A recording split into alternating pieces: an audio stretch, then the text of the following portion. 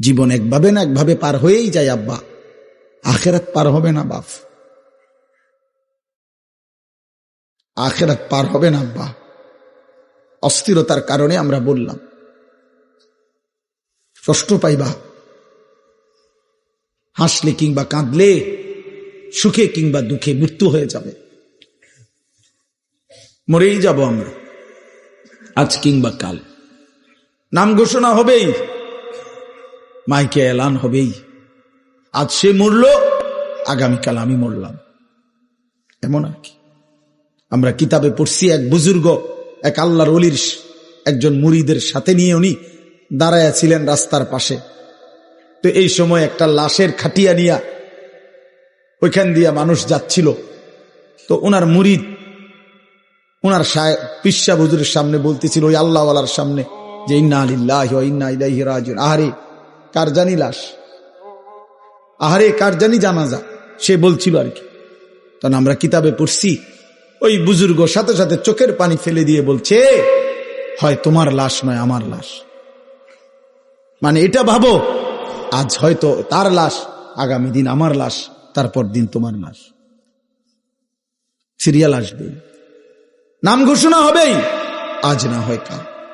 প্রতিদিন প্রিয় ভাই, প্রিয় ছেলে, প্রিয় বাবা, প্রতিদিন তোমার বয়সী যুবক মৃত্যুবরণ করে।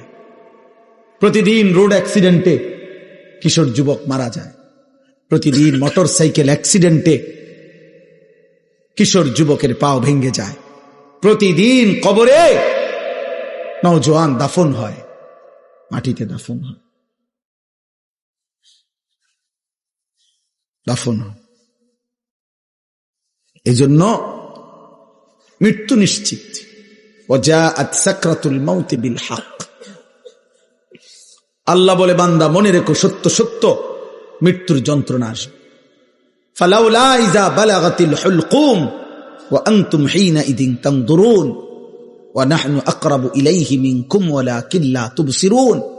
আল্লাহ বলে, বান্দা মালাকুল মউত আজরাইল যখন রূহটা টান দিবে আর কণ্ঠনালীর কাছে যখন এসে আটকায় যাবে, তখন ছটফট করবে, আর তোমাদের আত্মীয় স্বজন চারিদিকে অবাক নয়নে তাকিয়ে থাকবে। আমি আল্লাহ তখন সেখানেই থাকব। যদি কারো ক্ষমতা থাকে তো তোমাদের ওই মুমূর্ষ মৃত্যু পথযাত্রী ব্যক্তিকে তোমরা নিয়ে নাও, আমি আল্লাহ তাকে এখন মৃত্যু দেব, তোমরা পারলে রেখে দাও। আল্লাহ চ্যালেঞ্জ করছে। ফালাউলা ইন কুনতুম গায়রা মাদিনিন।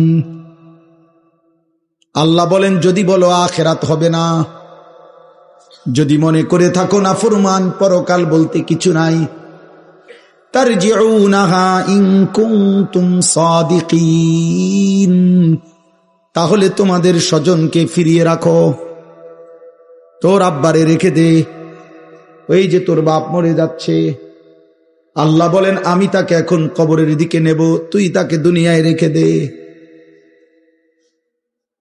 আমি এখন তাকে মৃত্যু দেব, তুমি পারলে বান্দা তাকে রেখে দাও। পারবা তো বাপ?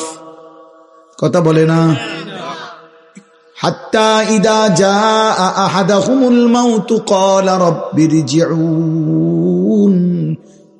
আল্লাহ বলে, যখন নাফরমানের মৃত্যুর সময় হয়, আজরাইল যখন এসে সামনে দাঁড়ায়, তখন নাফরমান চিৎকার দিয়ে বলে, আল্লাহ একটা বারের জন্য আমারে দুনিয়ায় থাকতে দেন,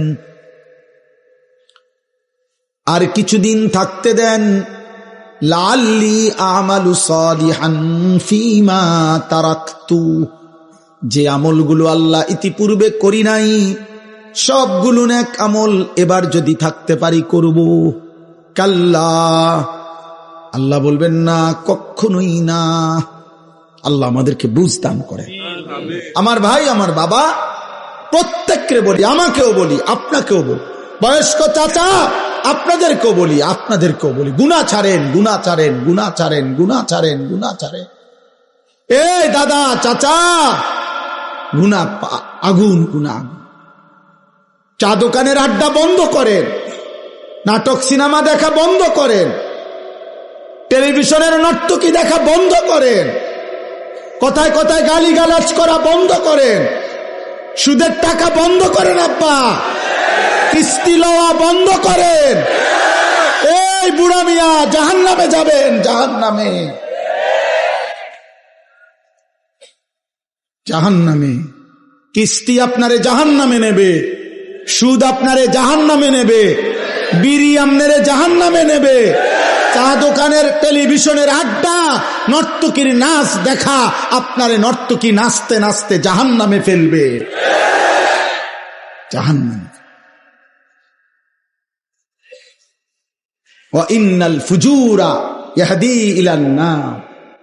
আল্লাহর নবী বলেন প্রতিটা পাপ তোমাদেরকে জাহান্নামের দিকে নিয়ে যাবে, আগুনের দিকে।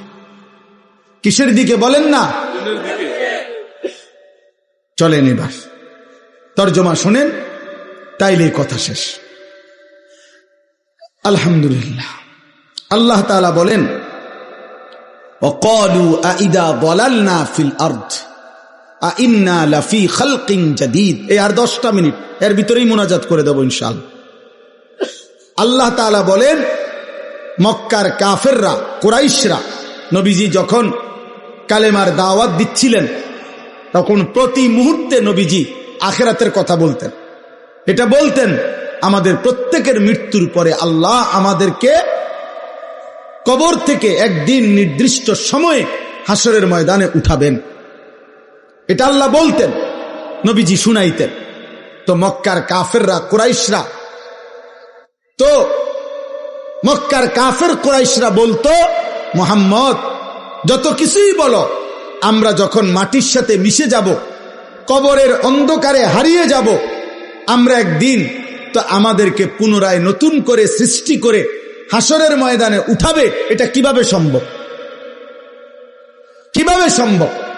অর্থাৎ একটা জিনিস চিন্তা করে দেখেন, একজন ব্যক্তি কবরে, মনে করেন এখানে 500 বছর আগে কবর ছিল, তো 500 বছর পরে মাটি পাবে কই, লাশ পাবে কই, হাড্ডি পাবে কই, চামড়া পাবে কই?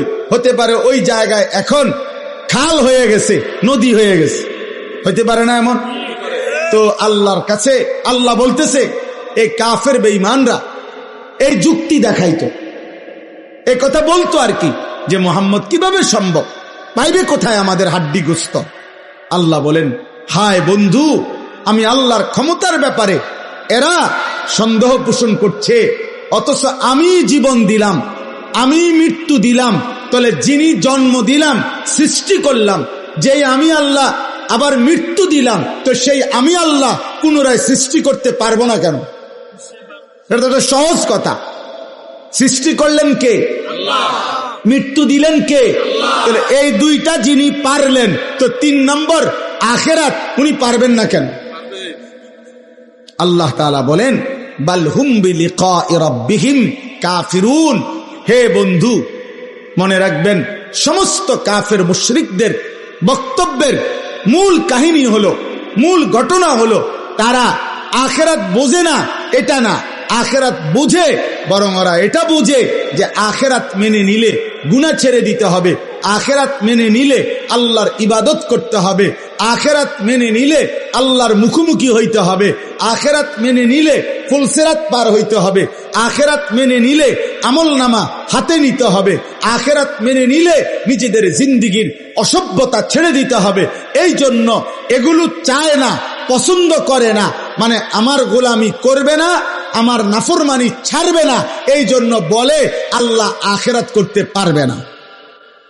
আসল কথা হইল হেরাও বোঝে পারবে, কিন্তু এই বাস্তবতা ইচ্ছা করে বুঝেও না বুঝার ভান করে অস্বীকার করে। নাউজুবিল্লাহ। কুল ইয়াতাওয়াফাকুম মালাকুল মাউত আল্লাযী বুক্কিলা বিকুম। এ শুধু অনুবাদ বললে আপনি বুঝবেন। আল্লাহ বলেন হে নবী, আপনি বলে দেন তোমাদের প্রত্যেককে আমি আল্লাহর পক্ষ থেকে নির্ধারিত ফেরেশতা মালাকুল মউত আজরাইল তোমাদের মৃত্যু ঘটাবেন, জান কবজ করবেন। মানো কিংবা না মানো, ঘুমে থাকো সজাগ থাকো, হাসো কিংবা কাঁদো, রাতে কিংবা দিনে, একাকী কিংবা প্রকাশ্যে, সুখে কিংবা দুঃখে, রাজপ্রাসাদে কিংবা কুড়ে ঘরে, আমি আল্লাহর হুকুমে আজরাইল তোমাকে মৃত্যু ঘটাবেই ঘটাবে, জান কবজ করবেই করবে। করবে কিনা বলেন? মৃত্যু হবে তো? ইতিপূর্বের মানুষগুলোর মৃত্যু হয়েছে তো, তাহলে আমাদের মৃত্যু হবে না কেন? আমার দাদা মরলো কেন, আমি মরবো না কেন? আমার বাপ মরলো কেন, আমি মরবো না কেন? তার মানে পূর্বসূরীরা মারা গেছেন, আমরাও মৃত্যুবরণ করব। সুম্মা ইলা রাব্বিকুম তুরজাউন, আল্লাহ বলেন অতঃপর তোমাদের সকলকে আমি আল্লাহর সামনে কিয়ামতের দিন একত্র করা হবে। তাইলে এই দুইটা কথা, এটাই মূল কথা। আল্লাহ বলে, বান্দা আজ যেমন চোখে দেখছ মৃত্যু হবে, এটা যেমন চোখে দেখার কারণে মেনে নিচ্ছ, অচিরেই এটাও শুনো আখিরাত হবে, সেটাও চোখে দেখবা, সেদিনও তুমি মানতে চাইবা, আবার আসতে চাইবা, কিন্তু আমি আল্লাহ ফেরত দেব না। এই দেখেন এরপরের আয়াত, আল্লাহ বলেন ওয়ালাউ তারা ইদিল মুজরিমুনা নাকিসু রুউসিহিম ইনদা রাব্বিহিম। বন্ধু নবী আমার, সেদিন হাসরের ময়দানে দেখবেন এই আমি আল্লাহ যাদেরকে একত্র করছি, এই নাফরমান পাপীরা, অবাধ্য মুশরিক বেঈমান পাপী, আমার অবাধ্য বান্দারা আমি আল্লাহর সামনে মাথা নুয়ে লজ্জায় অপমানে দাঁড়িয়ে থাকবে। এক, দাঁড়িয়ে কি করবে? বলবে আল্লাহর কাছে, রব্বানা আবসারনা ওয়া সামি'না। আল্লাহ, আজকে গোটা হাসরের ময়দান আমি নিজ চোখে দেখলাম, ওয়া সামি'না, নিজ কানে সব কথা শুনলাম, ইন্না মুকিনুন, আজ আমি পুরা বিশ্বাস করলাম, ফারজি'না না'মাল সালিহান। অতএব এই আখিরাত থেকে, হাসরের ময়দান থেকে আপনি আমারে আরেকবার দুনিয়ায় পাঠান, এবার যদি পাঠান আমি নেক আমল করব। কি শূন্য কি বলা উচিত? সুবহানাল্লাহ। কি লেগে সুবহানাল্লাহ? বুঝেন নাই হিসাবটা? উনি এখন নেক আমল করার সুযোগ চাচ্ছে কখন? আখিরাতে গিয়া। বলতেছে আজ, ওই যে আমি বললাম আজ আমরা মৃত্যু দেখি, এজন্য মৃত্যুর ব্যাপারে ইয়াকিন আমাদের, সেদিন আখিরাতও আমরা দেখব, হাসরের ময়দানও আমরা দেখব, হাসরের মাঠও আমরা দেখব। আর নাফরমান পাপী আল্লাহর সামনে মাথা নুয়ে বলবে, আল্লাহ সব দেখলাম, সব শুনলাম, মানলাম, আমারে আরেকবার দুনিয়ায় পাঠান, আমি এবার গেলে নেক আমল করব।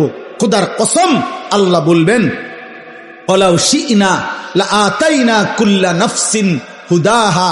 এই নাফরমান বান্দা, আমি তো ইচ্ছে করলে দুনিয়ায় থাকতেই তোকে বাধ্য করে আমার বন্দিগি করাইতে পারতাম। পারতো? আমাদের এই সবগুলো লোককে নামাজ পড়াইতে, সেজদা দেওয়াইতে আল্লাহ সম্ভব? আল্লাহর পক্ষে? আল্লাহ পারবেন? কথা বলেন না।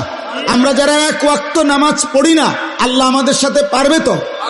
আল্লাহ আমাদের উপরে শক্তি প্রয়োগ করলে আমরা সেজদা দিতে বাধ্য হব তো? কিন্তু প্রশ্ন হইল, তখন পুরস্কার দিবে কেন? যদি বাধ্যই করে, যদি আল্লাহ বল প্রয়োগ করাইয়া আমার সেজদাই করায়, তো পুরস্কার কিসের আবার? এইটা হলো মূল। আমি যদি এখন এই লাইটটাকে বলি, হে লাইট, এ আজকের মাহফিলে তুমি 6 ঘন্টা ধরে নীরবে সুন্দরভাবে জ্বলে থাকার কারণে তোমাকে 100 টাকা গিফট করলাম, তো লাইট কি বলবে? জি না, আমার কৃতিত্ব কি? এটা সুইচওয়ালার হাতে সব। ওই বন্ধ করে দিলে আমি বন্ধ, ওই জ্বালায় রাখলে আমি জ্বালাইয়া রাখে, তো এখানে আমার ক্রেডিট কি? আমার কীর্তন পুরস্কার দিবে? পৃথিবীর কেউ এই জন্য লাইটকে পুরস্কার দিবে না। তাইলে আল্লাহ যদি আমাদেরকে জবরদস্তি করে বাধ্য করাইয়া বন্দিগি করায়, আজকে যারা যারা আমরা নামাজ পড়ি নাই, মনে করেন ভাই, আমরা ঘুমের সময় যদি ফেরেশতা একটা থাপ্পড় মারে, একটা চটকনা, থানা চটকনা মারে, যে ওঠ একটা সেজদা দে, এক থাপ্পড়ে তো তার 14 গোষ্ঠী আর কোনোদিন নামাজ ছাড়বে না। ফেরেশতার শক্তি তো অসম্ভব। এই জন্য বললাম, তা আল্লাহ বলেন আমি চাইলে তো পারতাম বান্দা, জোর করে তো তোমারে বন্দিগি করাইতে পারতাম, কিন্তু তখন আমি পুরস্কার দেব কেন? তখন আমি পুরস্কার দেব কেন? এই জন্য আল্লাহ বলেন আমি তো সেদিন দুনিয়ায় কোরআনের মাধ্যমে, নবী রাসূলের মাধ্যমে, আমার ওয়াহির মাধ্যমে, কত লক্ষ উলামায়ে কেরামের মাধ্যমে, কত ওয়াজ, কত মাহফিল, কত জুমার বয়ান, কত চোখের পানির বিনিময়ে আমি তোমার কাছে কথা পৌঁছাইছিলাম যে বান্দা, আমারে না দেখে আখিরাত না দেখে তুমি আজকে দুনিয়ায় আমার গোলামি করো, বন্দিগি করো। আজকে আখিরাতে আমি ইচ্ছে করেছিলাম, চেয়েছিলাম তুমি দুনিয়ায় আমারে সেজদা করবা, আজ আমি আখিরাতে নিজ হাতে তোমার হাতে পুরস্কার তুলে দেব। কিন্তু তুমি আমার কথার কদর করলা না, তুমি আমার কথা পাত্তা দিলা না। ওয়ালাকিন হাক্কাল কাউলু মিন্নি লাআমলাআন্না জাহান্নামা মিনাল জিন্নাতি ওয়ান নাসি আজমাইন। অতএব হে নাফরমান, আজ আমার চূড়ান্ত ফয়সালা, আমি আল্লাহ তোমার মতো নিকৃষ্ট নাফরমান বেঈমান মানুষ এবং জিন দিয়ে আমার জাহান্নাম পূর্ণ করব। আজ আমি মাফ করব না, বিচার করুন। সেদিন আমি দুনিয়ায় মাফ করতে চেয়েছিলাম, আল্লাহ এখন আমাদেরকে মাফ করবে এ কথা বলছি কিনা? কথা বলেন না কেন? আজকেও মনে করো তোমরা যতগুলো ছেলে, যে কয়জন এখনো আসো, তোমরাও যদি খোদার কসম আল্লাহর উপরে ঈমান ঠিক রেখে শিরিক মুক্ত হয়ে যদি তোমরা তোমাদের পিছনের জিন্দেগির গুনাহ, বেনামাজি জীবন, গুনার জীবন থেকে তওবা করে এক ফোঁটা চোখের পানি ফেলতে পারো, খোদার কসম আল্লাহ বলে আমি তোমার 90 বছরের গুনাহ একসাথে মাফ করে দেব। আসমান পরিমাণ গুনাহ মাফ করে দেব, পাহাড় পরিমাণ গুনাহ মাফ করে দেব, সমুদ্রের ফেনা পরিমাণ গুনাহ মাফ করে দেব। তো আল্লাহ তো এখন মাফ করতে রাজি কিনা? বলে না? আমরা আপনাদেরকে বলছি কিনা? কোরআন বলছে কিনা? নবীজি শুনাইছে কিনা? তো এত কিছুই আপনাদের কলজা লড়াইতে পারলো না।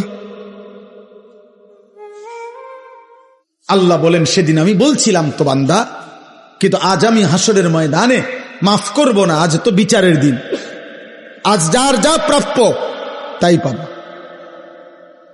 যার যা প্রাপ্য তাই পাবা। আজকে হিসাবে জান্নাত আসলে জান্নাত, হিসাবে জাহান্নাম আসলে জাহান্নাম।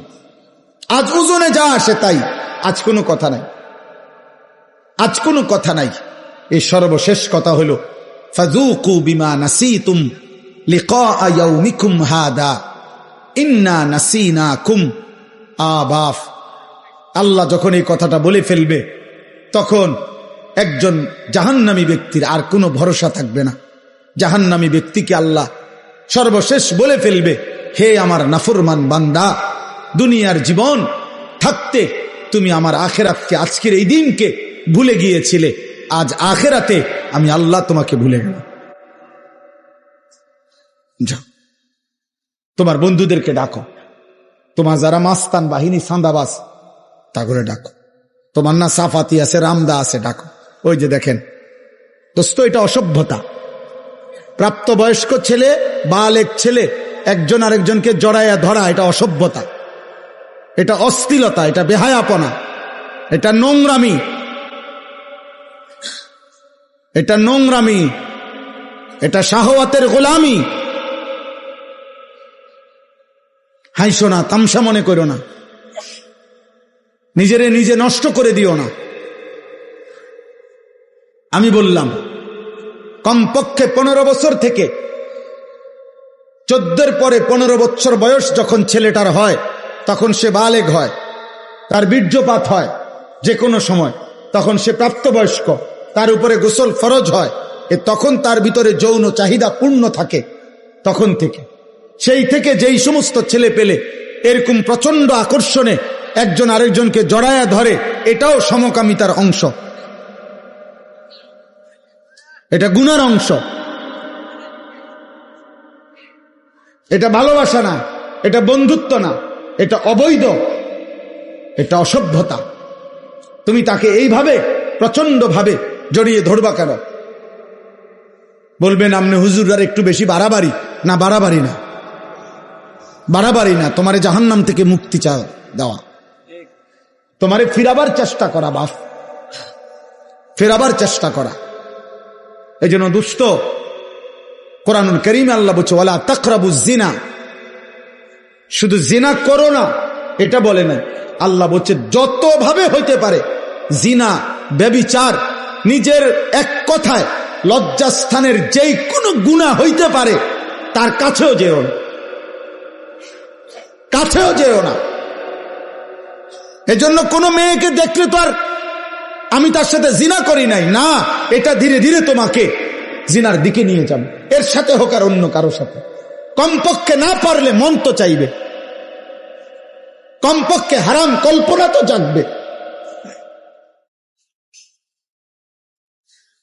এই জন্য ভাই একটা ছেলেই বুঝো, আমি বড় আশা নিয়ে বলি, অনেকটা খোলামেলা বলে ফেলি, উদ্দেশ্য আমার একটাই, কেউ ফিরুক, কেউ ফিরুক, কেউ বদলাক, কেউ বদলাক। আজকে বললাম না, মা বাবা সবাই আমরা অভিভাবক শ্রেণী, আহারে আমাদের 14-16 বছরের ছেলে পেলেদেরকে সম্পূর্ণ ওর হাতে ছেড়ে দিছে, ছেলেটাকে পুরোপুরি তার নিজের হাতে তুলে দিছে। বাবা তোমার চুল, তোমার পোশাক, তোমার কোন জামা ভাল লাগে, কোন গেঞ্জি ভাল লাগে, কোন প্যান্ট ভাল লাগে, তুমি খাইবা কি, কাকে পছন্দ করবা, কোন বন্ধুদের সাথে চলবা, বিকালে আড্ডা দিবা কোথায়, রাতে আড্ডা দিবা কোথায়, সবকিছু তোমার পছন্দ।